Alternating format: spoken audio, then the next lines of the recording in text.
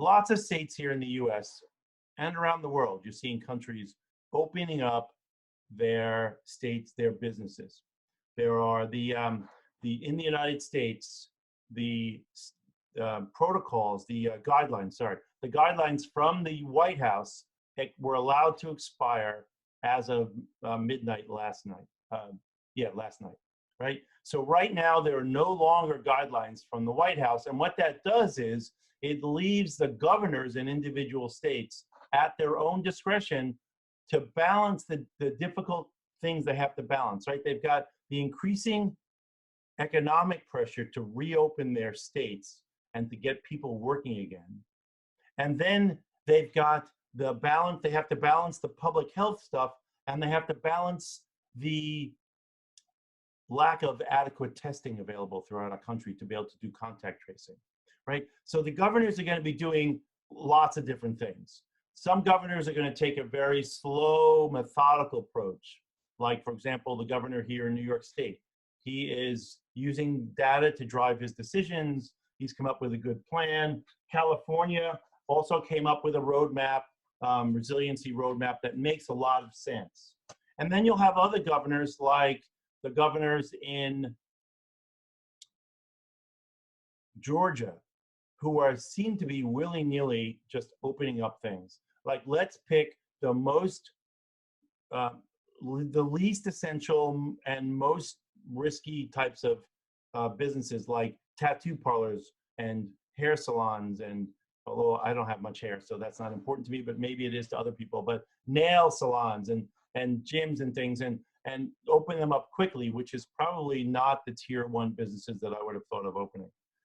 So lots of different decisions being made by politicians across the country. Here's my advice to you.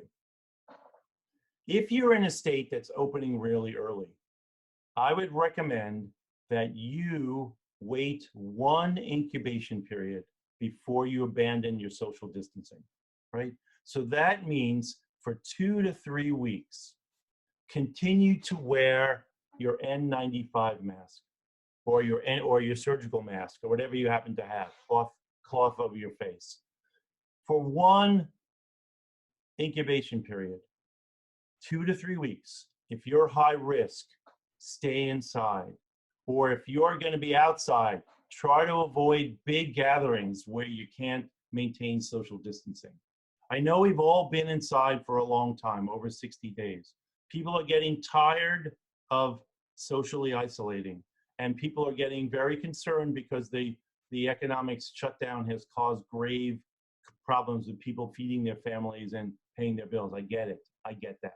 And this is very hard, but we don't know what's going to happen when people start socially congregating again, right? We still have widespread social spreading, widespread community spreading of the virus. It is still throughout our country.